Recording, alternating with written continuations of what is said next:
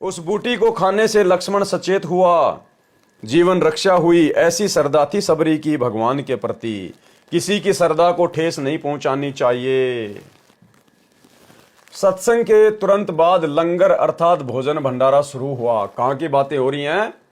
ये तोताद्री शहर की बातें हो रही हैं। पंडितों ने पहले ही योजना बना रखी थी कि स्वामी रामानंद ब्राह्मण के साथ शूद्र जुलाहा कबीर आया है। वह स्वामी रामानंद का शिष्य है। रामानंद जी के साथ खाना खाएगा। हम ब्राह्मणों की बेइज्जती होगी, इसलिए 2 जगहों पर लंगर शुरू कर दिया।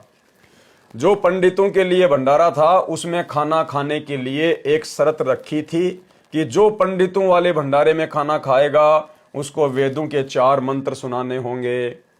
जो मंत्र नहीं सुना पाएगा वह सामान्य भंडारे में भोजन खाएगा। उनको पता था कि कबीर जुलाहा काशी वाला तो अशिक्षित है, शूद्र है, उसको वेद मंत्र कहां से याद हो सकते हैं। सब पंडित जी 4 वेद मंत्र सुना सुनाकर पंडितों वाले भोजन भंडारे में प्रवेश कर रहे थे। लाइन लगी थी। उसी लाइन में कबीर जुलाहा धानक भी खड़ा था। वेद मंत्र सुनाने की कबीर जी की बारी आई। थोड़ी दूरी पर एक भैंसा यानी झोटा घास चर रहा था। कबीर जी ने भैंसे को पुकारा, कहा कि हे भैंसा पंडित, कृपया यहां आइए। भैंसा दौड़ा दौड़ा आया, कबीर जी के पास आकर खड़ा हो गया।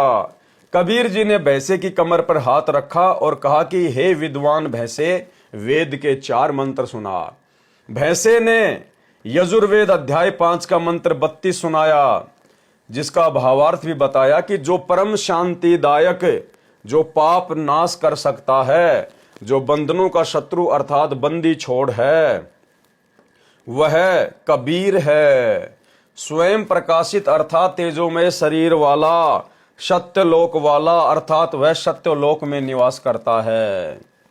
सब भगवानों का भी भगवान अर्थात सर्वशक्तिमान सम्राट यानी महाराजा है। दूसरा मंत्र कौन सा सुनाया?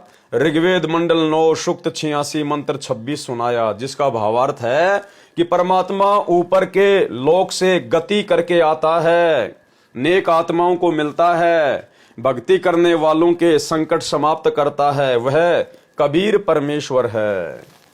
तीसरा मंत्र क्या सुनाया? ऋग्वेद मंडल 9 सूक्त 96 मंत्र 17 सुनाया, जिसका भावार्थ है कि कबीर परमात्मा स्वयं पृथ्वी पर प्रकट होकर तत्व ज्ञान प्रचार करता है। ये नियम है परमात्मा का। परमात्मा स्वयं ही पृथ्वी पर प्रकट होकर तत्व ज्ञान का प्रचार करता है। जैसे आज सतगुरु रामपाल जी के स्वरूप में स्वयं ही कबीर परमात्मा 8 सितंबर 1951 को गांव धनाना, जिला सोनीपत, हरियाणा, भारतवर्ष की पावन भूमि पे प्रकट होकर अपने तत्व ज्ञान का सन 1994 से प्रचार कर रहे हैं। कबीर परमात्मा स्वयं ही पृथ्वी पर प्रकट होकर तत्व ज्ञान प्रचार करता है। कबीर वाणी कहलाती है। सत्य आध्यात्मिक ज्ञान, तत्व ज्ञान को कबीर परमात्मा लोकोक्तियों, दोहों, शब्दों, चौपाइयों व कविताओं के रूप में पदों में बोलता है। चौथा मंत्र कौन सा सुनाया?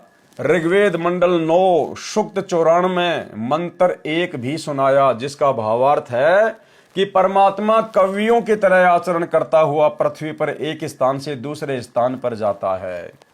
भैंसा फिर बोलता है कि भोले पंडितों, जो मेरे पास इस लाइन में जो मेरे ऊपर हाथ रख के खड़ा हुआ है, ये वही परमात्मा कबीर है जिसे लोग कवि कहकर पुकारते हैं। इन्हीं की कृपा से मैं आज मनुष्यों की तरह वेद मंत्र सुना रहा हूं।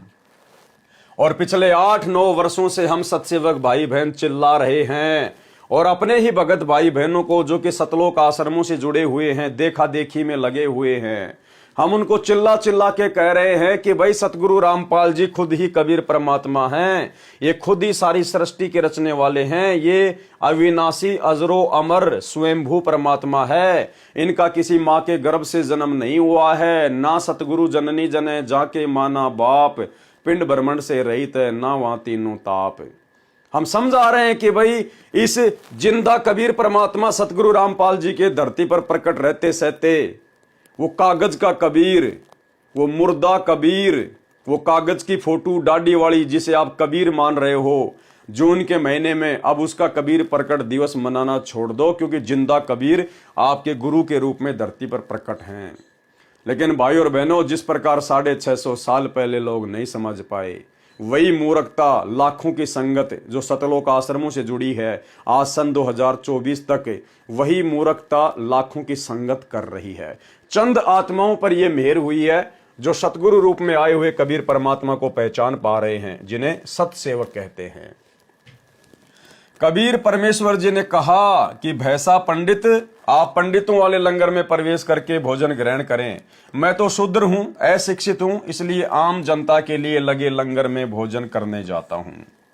उसी समय सभी पंडित जो भैसे को वेद मंत्र बोलते देखकर एकत्रित हो गए थे, कबीर जी के चरणों में गिर गए तथा अपनी भूल की क्षमा याचना की। परमेश्वर कबीर जी ने कहा, करनी तज कथनी कथय, अज्ञानी दिन रात, कुकर जूं भोकत फिरै, सुनी सुनाई बात।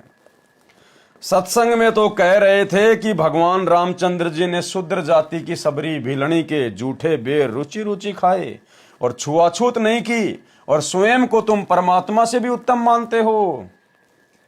यही स्थिति आज वर्तमान में सतगुरु रामपाल जी परमेश्वर जी के कलयुगी काल प्रेरित परिवार की हो रही है। सतलोक आश्रम मैनेजमेंट हरियाणा के प्रतिनिधियों की हो रही है, स्टेट कोऑर्डिनेटरों की हो रही है। दुनिया में तो चिल्ला चिल्ला के ज्ञान प्रचार करते हैं कि सतगुरु रामपाल जी वैद्यों के वेद हैं, डॉक्टरों के डॉक्टर हैं। इनके शरण में आने के बाद चाहे किसी भी प्रकार का रोग क्यों ना हो, इनकी भक्ति से समाप्त हो जाता है। चाहे बड़े बड़े डॉक्टर आपको जवाब क्यों ना दे दें, संत रामपाल जी से उपदेश लेने के बाद आपका रोग गायब हो जाता है। कैंसर क्या, चाहे कैंसर का बाप क्यों ना हो, संत रामपाल जी के शरण में आने के बाद समाप्त हो जाता है। दुनिया में तो इस प्रकार का प्रचार करते हैं। और खुद इन्होंने धनाना आश्रम में 3 एकड़ जमीन में एक बहुत बड़े हॉस्पिटल का निर्माण कार्य शुरू कर दिया है। अरे जब संत रामपाल जी की भक्ति से ही सारे रोगों का नाश हो रहा है, तो भाई फिर उनके आश्रम में इतना बड़ा हॉस्पिटल खोलने की आवश्यकता क्या है। इसको कहते हैं करनी तज कथनी कथय, अज्ञानी दिन रात, और कुत्ते जूं भोकत फिरै, सुनी सुनाई बात। कहते हो करते नहीं, एक दूसरे से सुनी सुनाई बात कुत्ते की तरह भोगते रहते हो। सर्व उपस्थित पंडितों सहित हजारों की संख्या में कबीर जुलाई के शिष्य बने, दीक्षा ली, शास्त्र विरुद्ध भक्ति त्याग कर शास्त्र विधि अनुसार भक्ति शुरू की, आत्म कल्याण करवाया। हे धर्मदास, कौन कह रहा है? जिंदा महात्मा के रूप में कबीर परमात्मा सतगुरु रामपाल जी क्या कह रहे हैं धर्मदास जी से। हे धर्मदास, यही बात आप कह रहे हो कि हम शूद्र को पास भी नहीं बैठने देते। धर्मदास बहुत शर्मसार हुआ, परंतु परमात्मा की शिक्षा को अपने ऊपर व्यंग समझकर खिंच गया तथा कहा कि हे जिंदा, आपकी जली भुनी बातें अच्छी नहीं लगती, आपको बोलने की सभ्यता नहीं है। कहते हो कि कुत्ते की तरह सुनी सुनाई बातें तुम सब भोगते फिरते हो। ये कहकर धर्मदास जी ने मुंह बना लिया, नाराज हो गया, नाराजगी जाहिर की। परमात्मा जिंदा रूप में अंतर्ध्यान हो गए। चौथी बार अंतर्ध्यान हो गए तो धर्मदास का जीना मुश्किल हो गया। पछाड़ खा खा कर रोने लगा।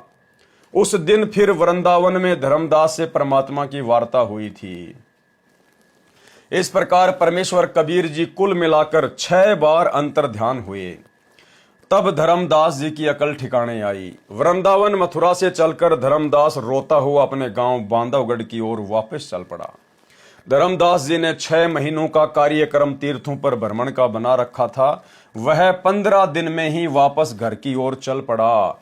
गरीबदास जी ने अपनी अमृतवाणी में कहा है, तावा रोवत है धर्म निनागर, कहाँ गए मेरे सुख के सागर। अति वियोग हुआ हम सेती, जैसे निर्धन की लुट जाए खेती। यानी परमात्मा के वियोग में धर्मदास जी का बुरा हाल हो गया। हम तो जाने तुम दे स्वरूपा, हमरी बुद्धि अंध गहर कूपा। हे परमात्मा, मैंने तो ये सोचा था कि आप भी हमारे जैसे इस 5 तत्व के शरीर वाले हो। हमारी जो बुद्धि है ना, वो तो अंधे गहरे कुएं की तरह हैं। हमने तो आपको अपने जैसा ही शरीर वाला मान लिया। भाई और बहनों, धर्मदास ने तो गलती कर दी, लेकिन आज पिछली पीढ़ी में जन्म लेकर सारे प्रमाण देखकर, भगवान को आंखों से देखकर जो धरती पर संत रामपाल जी के रूप में प्रकट हैं, हम गलती ना खा जाएं। संत रामपाल जी कोई माँ के गर्भ से जन्म लेकर नहीं आए हैं, ये स्वयंभू परमात्मा है, स्वयंभू लीला। ये कुछ भी कर सकते हैं हमारी चरम दृष्टि को धोखा देते हुए, क्योंकि ये लीलाधर हैं। गरीबदास जी कहते हैं, गरीब सब पदवी के मूल हैं, सकल सिद्धि हैं तीर, दास गरीब सत्य पुरुष भजो अविगत कला कबीर। ये परमात्मा जो चाहे सो कर सकता है, इनकी किसी भी बात पर शंका जाहिर नहीं की जा सकती। आज सतगुरु रामपाल जी, परमेश्वर जी जो हमारे समक्ष प्रकट हैं, ये हमारी तरह मनुष्य देह में दिखाई जरूर दे रहे हैं, लेकिन इनका शरीर विदेह है, विदेह। इनके अंदर आप और हमारी तरह ये हाड़ मांस नहीं भरा हुआ, थूक लार टट्टी पेशाब नहीं भरा हुआ। ये परमेश्वर हैं, अपने आप को छुपाए हुए हैं। भाई और बहनों, एक छोटा सा सत्संग गुरुदेव भगवान का, क्योंकि परमात्मा सत्संगों में ही संकेत करते हैं, और जो सत्संगों में किए गए संकेतों को पकड़ जाता है, उसी को परमात्मा ने अच्छी आत्मा बताया है कि शब्द सैन सतगुरु की पहचाने, वो पावे अटल सुहाग रे। धर्मदास जी का ही जिक्र करते हुए गुरुदेव भगवान कह रहे हैं, जब धर्मदास ने कहा ना कि भगवान आपकी देही तो हमारे जैसी दिखाई देती है और आप कहते हो कि मैं विदेह हूं, तो धर्मदास जी को शंका हो गई। तो परमेश्वर ने कहा कि धर्मदास, मेरी देह विलक्षण है, थी भी और है भी। कह कौन रहे हैं? सतगुरु रामपाल जी, कि मेरी देह विलक्षण है, थी भी और है भी। थी भी यानी 650 साल पहले भी विलक्षण देह थी, और है भी यानी वर्तमान में कलयुग की पिछली पीढ़ी में भी विलक्षण देह है। फिर आगे गुरुदेव ने कहा, उस समय प्रकट थे, आज भी है। क्या कहा गुरुदेव ने? उस समय भी प्रकट थे, यानी 650 साल पहले भी परमात्मा प्रकट ही हुए थे, और आज भी प्रकट हैं। तो आज कौन है? सतगुरु रामपाल जी हैं। दास उनके मुख कमल से उच्चारित इन शब्दों को, जिसमें वो कह रहे हैं धर्मदास जी को कि परमात्मा की देह विलक्षण थी भी और है भी, उस समय प्रकट थे, अब भी हैं। इसको ध्यान से सुन लेना, अगर समझ में आ जाए तो सुनिए। और धर्मदास का भी शरीर था, लेकिन परमात्मा भी यही कहा करते, विलक्षण देही थी उनकी, साकार हैं, थे भी रहे भी, उस समय प्रकट थे, अब भी है, उस समय प्रकट थे, अब भी है, उस समय प्रकट थे, अब भी है, उस समय प्रकट थे, अब भी है, उस समय प्रकट थे, अब भी है। और इसी प्रकार इस मंत्र को विधेय मंत्र का, क्योंकि ये नि शब्द अक्षर के माही, अक्षर के अंदर है, ये सार शब्द भी अक्षर में है। अब जो प्रश्न चल रहा है